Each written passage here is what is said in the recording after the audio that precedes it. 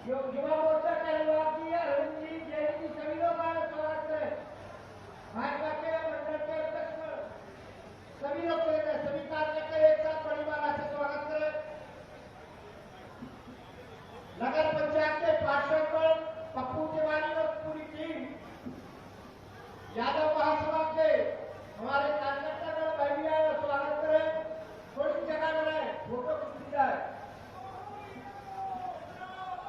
वो हरियाणा जिंदाबाद, वो हरियाणा जिंदाबाद, नरेंद्र मोदी जिंदाबाद, नरेंद्र मोदी जिंदाबाद। स्वागत की बेला को हम यही बयान देते हैं और एक तुर्की के क्षेत्र में विकास की गंगा बहाने वाले मध्य प्रदेश सरकार के कैबिनेट मंत्री आदरणीय गौरव सिंह राजपूत जी को आमंत्रित करता हुआ आए और अपनी बात रखने की कृपा करें।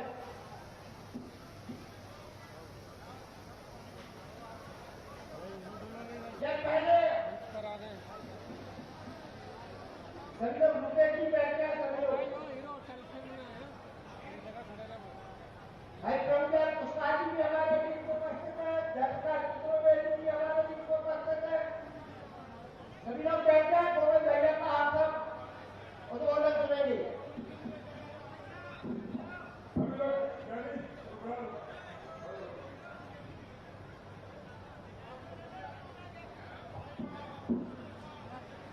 बोलो भारत माता की जय, जय श्री राम, जय जय श्री राम।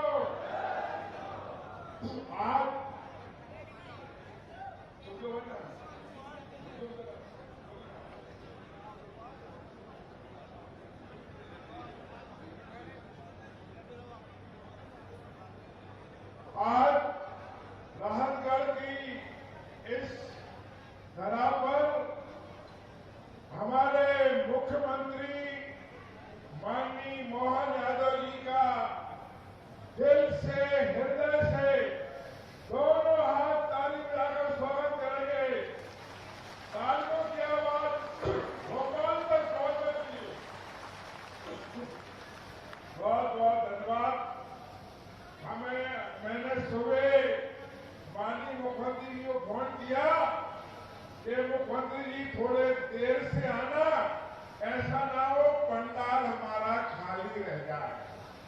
लेकिन वाह मुख्यमंत्री जी, आदरणीय मोहन यादव जी, आपका चमत्कार है कि जनता आपको सुनने और देखने के लिए 9 बजे से मंच पर आकर बैठ गई थी। आदरणीय मुख्यमंत्री जी 9 बजे से बैठे हैं सब लोग।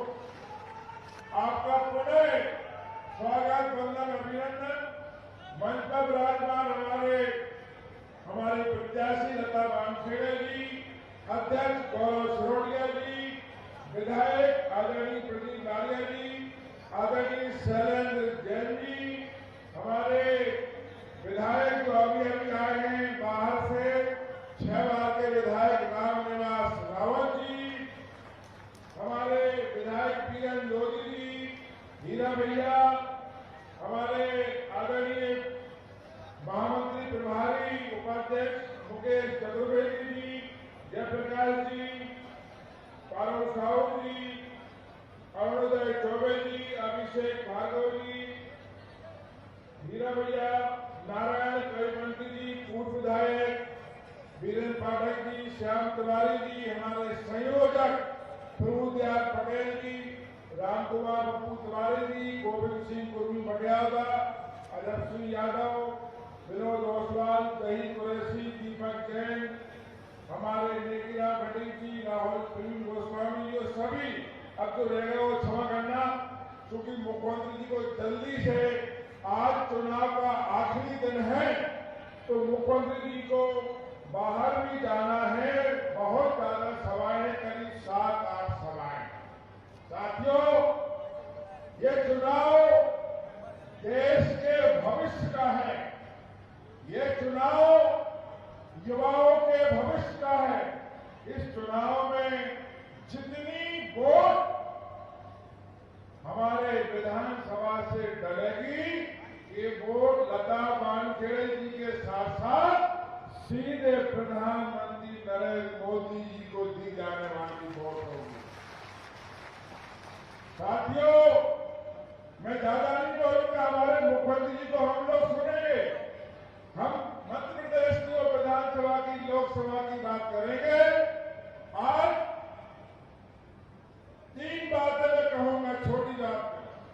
एक समय था जब पहला चुनाव 2014 का हुआ तो एक नारा लगा, घर घर मोदी, हर हर मोदी, हर हर मोदी, घर घर मोदी। तो क्या हुआ? मोदी जी घर घर पहुंच गए। आज हर घर में प्रधानमंत्री आवास है, हर घर में गैस का चूल्हा है, हर घर के सामने पानी की टंकी, टोटी लग गई। सब चीजों से मोदी जी घर घर पहुंच गए। 2019 का चुनाव हुआ तो नारा आया, मोदी है तो मुमकिन है, मोदी है तो मुमकिन है। तो मोदी जी ने 500 साल पुराना राम मंदिर का मंदिर न केवल निर्माण करा के दिखा दिया, बल्कि भगवान रामलला राम मंदिर में विराज गए। 370 की धारा हटवा दी। मोदी है तो मुमकिन है, ये करके दिखा दिया। अब मोदी है, अब चल रहा है मोदी की गारंटी। तो मोदी की गारंटी तो सब कुछ है, लेकिन एक बात जो पूरा देश नहीं, पूरी दुनिया देख रही है कि मोदी की गारंटी है कि भारत पूरे विश्व में तीसरे नंबर की आर्थिक व्यवस्था के रूप में उभर कर आया। ये मोदी की गारंटी है। मत भारत पूरा देश के क्षितिज पे लहराएगा, ये मोदी जी की गारंटी है। ये चुनाव मोदी जी का चुनाव। प्रत्याशी के बारे में ज्यादा नहीं बोलना चाहता। हमारी लता वानखेड़े जी हैं, 3 बार की सरपंच रही और आपके सामने है। पंचायत का इनको ज्ञान है, छोटी छोटी बातों का ज्ञान है। आप इन्हें पार्लियामेंट में पहुंचाओगे तो आपकी हर समस्या से अवगत है और पूर्ण कराएंगे। और कांग्रेस का प्रत्याशी कौन है? कांग्रेस के प्रत्याशी के बारे में जरा जरूर सुन लो। ललितपुर का है, उत्तर प्रदेश का। जीवन में 3 चुनाव लड़ा और तीनों चुनाव बम्पर वोटों से हारा। 3 चुनाव 3 पार्टियों से लड़ा, तीनों पार्टियों ने चुनाव हारा। एक चुनाव तो 1,05,000 से हारा कांग्रेस से, ललितपुर से। ऐसे 3 बार हारे प्रत्याशी को अगर 3 लाख वोटों से कम हराओगे, उसको अच्छा नहीं लगेगा। इसलिए मेरा निवेदन है, 3 लाख से ऊपर 4 लाख से उसको हराकर मध्य प्रदेश से विदा करो उत्तर प्रदेश के लिए। यही मेरा निवेदन है। क्योंकि हम सब लोग यहाँ माननीय मुख्यमंत्री को सुनने आए हैं, उनको सुनेंगे। आप सबका बहुत बहुत धन्यवाद, बहुत बहुत नमस्कार। अब मैं उस व्यक्तित्व को आमंत्रित करता हूं जिन्होंने मुख्यमंत्री की शपथ लेते हुए इस मध्य प्रदेश के अंदर खुले में बिक रहे मास्क को बंद कराने का काम किया। जिस चुंगों के माध्यम से हमारे होमगार्ड छात्र पढ़ नहीं सकते थे, उन चुंगों को तोड़ने का काम किया। कि उस प्रदेश के मुख्यमंत्री को मैं आमंत्रित करता हूं जिन्होंने मध्य प्रदेश के अंदर विद्यासागर का विद्यालय देने का काम किया, जिन्होंने रानी लक्ष्मीबाई के नाम से सागर के अंदर मध्य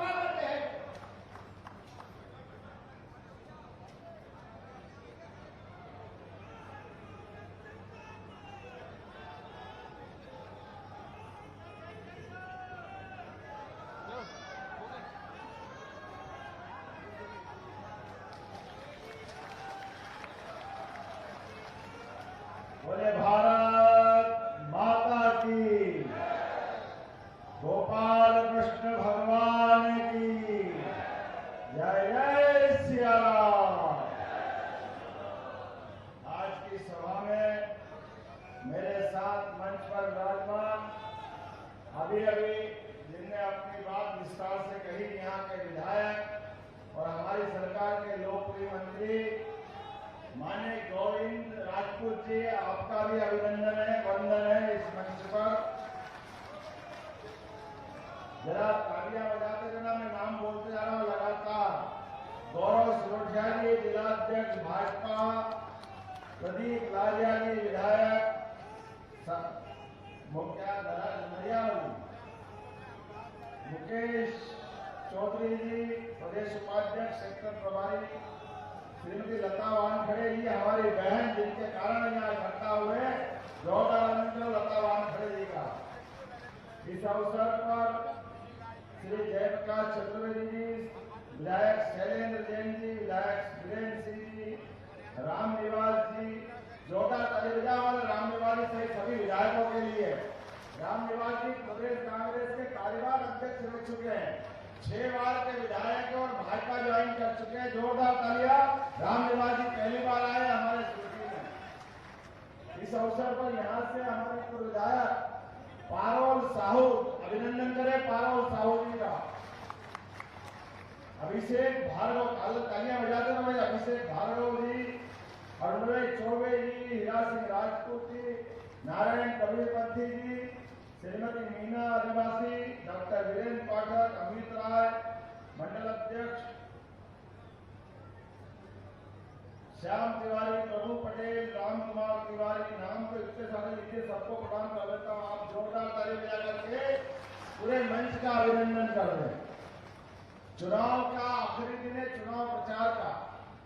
आज सायंकाल 6 बजे बाद ये माइक से रैली निकालने से या प्रचार के सारे कामों से हम निवृत्त होंगे। और जैसे डॉक्टर के पास जाओ, वो पल्स देखता है और समझ लेता कि बीमारी है या सामान्य है।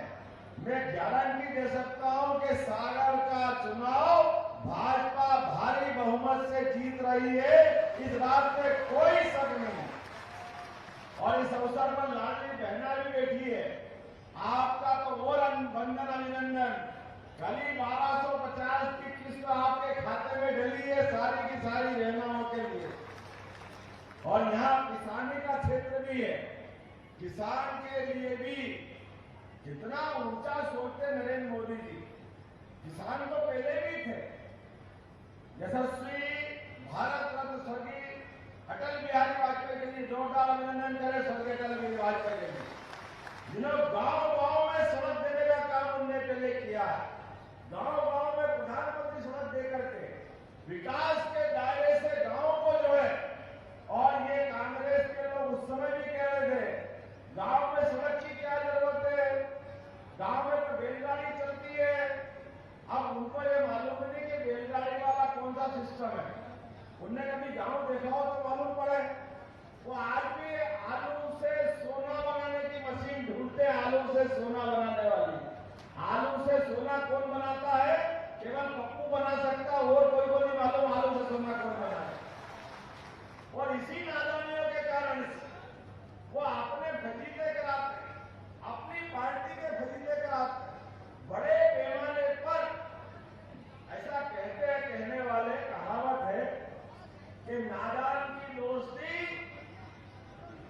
क्या बोलते हैं, नादान की दोस्ती और जीगर। ये जो मुहावरा है, पहले तो हमको समझ में नहीं आता था कि कहां से चला है, लेकिन जब से राजीव गांधी के बेटे राहुल गांधी जी आ गए, तब से हमारी पार्टी रोज बढ़ती जाती है। और हमको समझ में आया मुहावरा काहे के लिए बनाया। ये राहुल गांधी के लिए बनाया है मुहावरा, जिनको खुद को मालूम नहीं वो करने वाले क्या है। आप अंदाज लगा लो, 2014 में लॉन्च किया है तो 2014 और अच्छी खासी सरकार तो रही कांग्रेस 4 से 14 तक। इनको जैसे ही लॉन्च किया, धर्म से सरकार रही और 115 विधायक रहे। फिर भी मैंने फिर लॉन्च किया 2019 में, किसी हालत में अपनी बार ये हो जाएगा, वो हो जाएगा, पता नहीं क्या क्या कहा, और उनको राष्ट्रीय अध्यक्ष भी बना दिया। और परिणाम क्या आया कि 2019 में केवल 52 रह गए 115 से घट करके, और उनको अपने पद से भी इस्तीफा देना पड़ा। अभी भी नहीं मान रहे वो। रायबरेली के पास अमेठी है, स्मृति ईरानी जी ने भारी बहुमत से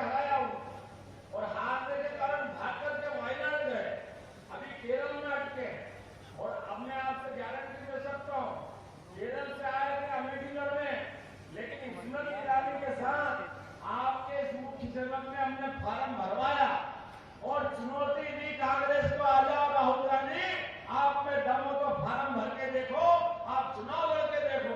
अरे मित्रों, इतने डरपोक निकले, चुनाव लड़के रिजल्ट आने की तो बात छोड़ दो, आते आते ड्राइवर से बोला गाड़ी पलटा ले, और अमेठी चलेंगे नहीं, रायबरेली नहीं पहुंच जाए। जिनको अपने सीट के ऊपर, जहां वो कांग्रेस की वर्षों वर्षों से सीट, जहां उनके अपने पुरखे बताते कि हमारा वर्षों से राज है, वहां के ऊपर लड़ने की हिम्मत भी नहीं। और ये मान के चलो 2019 में मोदी जी के खिलाफ जो बोला था, उनने अपनी कीमत चुकाई, केवल 52 लोग एक बस की सवारी ले गई। और अब फिर चुनाव हो रहा है, अभी बेन भाई पता नहीं क्या क्या बोल रहे हैं। निश्चित मानना अब एक टेम्पो की सवारी मिल जाएगी, टेम्पो की इतने विधायक, इतने सांसद कम होंगे, कांग्रेस के पते लगने वाले नहीं। मुझे इस बात को कहने में कोई गुरेज नहीं। राहतगढ़ के अंदर, अरे अभी मेरे को कोई भगवान राम की तस्वीर भेंट कर रहा है, कोई ने भगवान कृष्ण की प्रतिमा भेंट कर दी। आप कभी कांग्रेस की सभा देखना, आप उनके इस पूरे मंच पे उनकी हिम्मत नहीं है वो भगवान राम कृष्ण की जय भी बोल ले। अरे इतना क्यों डरते हो? और राम कृष्ण से डरोगे तो आपको कहां जगह मिलेगी? भारत में तो जगह मिलने वाली नहीं है। बोला जय जय श्री राम। आप चुनाव में आते हो, जनता से वोट मांगते हो, जनता के बीच जाते हो और भगवान राम के नाम में लड़ंगा लगाते हो। आप बताओ, रोज नाटक करते हैं, पता नहीं क्या क्या सोचते हैं। ये माता बहनें हमारी बेटी, इन माता बहनों के लिए कांग्रेस के नेता, प्रदेश के अध्यक्ष चलते चुनाव में बहन इमरती देवी के लिए कितना गंदा शब्द का उपयोग करते हैं। कभी कोई सोच नहीं सकता बहन बेटी के लिए इज्जत ये होना चाहिए, लेकिन वो सरेआम इज्जत उछालते हैं। और उनके बड़े बड़े नेता कमलनाथ, दिग्विजय सिंह, ये भी महिलाओं को कोई आइटम बताता, कोई कंचमाल बताता, कोई रस ढूंढता। ये बहन बेटी की इज्जत करने का सवाल है। बहन बेटियां कसम खा लेना, जो इनको बोलना तो बोलने दो, लेकिन चुनाव वाले दिन आपके मान सम्मान के खातिर पूरे प्रदेश में हवा चल रही है, उनको धूल चटा के एहसास कराएंगे कि बहन बेटी का अपमान क्या होता है, महिलाओं का अपमान क्या होता है, और वो भी दलित बहन का अपमान। कोई अंदाज लगा सकता है? बहन बेटी के साथ ऐसा व्यवहार करे, लेकिन कांग्रेस के लोग घमंड से चूर, 7वें आसमान पे 17 लाख साल पहले हमने वो किस्सा याद करो, भगवान राम के काल में घमंड से चूर होकर के रावण ने सीता माता का अपहरण किया। लक्ष्मण रेखा की गलती कर दी थी माता सीता ने, केवल भगवान राम ने और भैया लक्ष्मण ने तो समझाया था, लेकिन जैसे जनता भोली होती है ऐसे ही अपने सीता माता भी भोली थी। वो समझिए भगवान देश में कोई भला आदमी है, कोई भूखा ब्राह्मण है, वो भिक्षा लेने के बहाने लाया। कांग्रेस के लोग ऐसी चालाकी करते शुरू से, अपने मतलब के लिए नए नए रूप रंग ला के आते हैं, नए नए रूप में आते हैं, लेकिन तब भी वही करते थे, आज भी वही करते हैं। रावण ने भी माता सीता का अपहरण करके घमंड 7वें आसमान पर था, जिसकी लंका सोने की थी, लेकिन 10-10 सिर से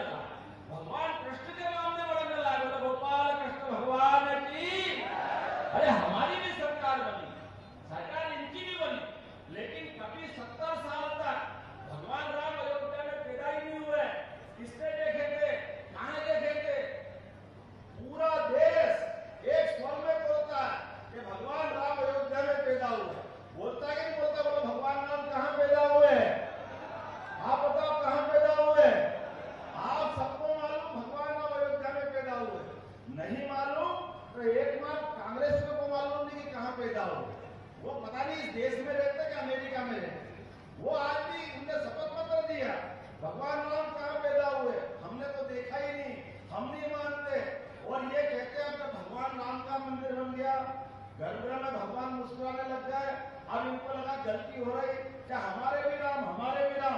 अरे इनसे कहना कि भैया तुम्हारे नाम है तो बताओ, 22 जनवरी के दिन भगवान राम का घर में प्रवेश हुआ, ये आज अपनी 5 मई हो गई। आपने किसी ने भी राहुल गांधी, सोनिया गांधी, प्रियंका गांधी या यहाँ कांग्रेस के प्रत्याशी किसी एक को भी भगवान राम के दर्शन करने जाके देखा क्या? कभी देखा आपने कि दर्शन करने गए? ये गोविंद राजपूत जी यहाँ मौजूद है, आप में से कई लोग बाद में भी गाँव में, पहले भी गाँव में। मैं अपने मंत्रिमंडल के साथ हवाई जहाज लेकर के सब पत्नी हम दर्शन करके आए, बोला जाइए सिया। अरे तुम भगवान राम से इतनी नफरत क्यों करते? आपका भगवान राम ने क्या बिगाड़ा? आप हिंदुओं के वोट तो लेना चाहते हो, लेकिन भगवान राम पर आस्था नहीं बताते हो। ये आपकी दोहरी नीति, ये नीति आपको डुबाई। इसी कारण से कांग्रेस का लगातार नुकसान हुआ है। और भगवान राम छोड़ो, ये शिक्षा नीति में भी अंग्रेजों ने पहली बार 1832 में शिक्षा नीति लागू की और उसमें उनने ग से गणेश जी पाल रहे पहले देश में, लेकिन अंग्रेज के बाद कांग्रेस ने ग से गणेश की बजाय गधा कर दिया कि ग से गधा सिखाएंगे बच्चों। हमें इस बात की प्रसन्नता है, यशस्वी प्रधानमंत्री के लिए जोरदार अभिनंदन करो। 2020 में नरेंद्र मोदी जी ने नई शिक्षा नीति लागू की और हमने मध्य प्रदेश में सबसे पहले लागू की। अब हम अपने वापस ग से गणेश जी का अपना स्थान देंगे और गधे को गधे का स्थान आप दोगे, हम नहीं देने वाले हैं। बोला देने वाले हो कि नहीं देने वाले हो? तो आज अपने बीच में आने वाले समय में आप और हम सब मिलकर के विकास के मामले में बात नहीं कर लें। मेरी सरकार बनी, सरकार बनने के बाद केवल 100 दिन के अंदर हमारी सरकार ने कुछ निर्णय किए। निर्णय क्या किए वो आपके सामने है। हमने कहा कि हर जिले के अंदर एक एक्सीलेंस कॉलेज खुलना चाहिए। बोला खुलना चाहिए नहीं, युवाओं के लिए एक्सीलेंस कॉलेज खुलना चाहिए। अगर तो ताली बजा के बताओ अगर मेरी बात से सहमत। नए दौर के नए समय में हमारे बच्चों को पढ़ने की व्यवस्था होना चाहिए। और आप तो और सौभाग्यशाली हो, सर हरि सिंह गौर के समय से विश्वविद्यालय था यहाँ, वही कारण से वो छतरपुर चला गया तो यहाँ के बच्चे परेशान थे। हमने रानी अवंतीबाई लोधी के नाम पर एक विश्वविद्यालय खोल के सागर को सौगात दी है। बोला अवंतीबाई की अपने विद्यार्थियों के लिए हम नहीं करेंगे तो कौन करेगा। हमने दूसरा काम किया, हर जिले के अलग अलग आकलन कर रहे हैं। जिन जिले में संभावना रहेगी वहां उद्योग धंधे के लिए बड़े पैमाने पर इन्वेस्टर समिट कराएंगे, काम धंधे की व्यवस्था खोलेंगे और जेल पेपर नदी लिंक योजना के माध्यम से 45,000 करोड़ से आपका ये पूरा बुंदेलखंड का बेल्ट, नरेंद्र मोदी जी को जोरदार अभिनंदन करो ताली बजा करके। ये बड़ी सौगात नरेंद्र मोदी जी के माध्यम से मिली। ये पूरा क्षेत्र पानी के अभाव में, पीने का पानी या खेत में पानी, ये सारा संकट मिटेगा। पूरा क्षेत्र पंजाब हरियाणा की तरह ये आनंद में डूबेगा। इतना ही नहीं, आने वाले समय में आयुष्मान कार्ड किस किसने बनाया? हाथ खड़े करो जिसने आयुष्मान कार्ड बनाया। आप जिनके नहीं बने वो भी बनवा लेना।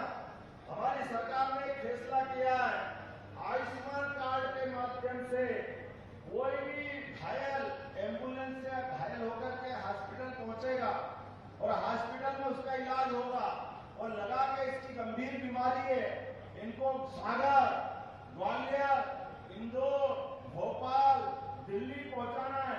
अब आपको अलग से चिंता मत करना। कांग्रेस के लोग हेलीकॉप्टर शोक मोज के लिए लेते थे, हमने तय कर लिया हर गरीब की जान बचना चाहिए। डॉक्टर और कलेक्टर तय कर लेगा तो इस राहत दल में हेलीकॉप्टर उतरेगा और उस मरीज को ले जा करके जहां डॉक्टर चाहिए वहां पहुंचाएंगे। गरीब की जान बचाना जरूरी है, हेलीकॉप्टर का शोक मोज करना जरूरी है। गरीब की जान बचना चाहिए। ये गरीब की इज्जत करने वाली सरकार है। आप बताओ अभी राहुल गांधी कैसे मजाक करते हैं, कैसे टिप्पणी करते हैं। वो कहते हैं हमारी सरकार बना लो, एक झटके में गरीबी दूर कर देंगे। अरे भैया तेरे को गरीबी का ग मालूम नहीं कि गरीबी होती क्या?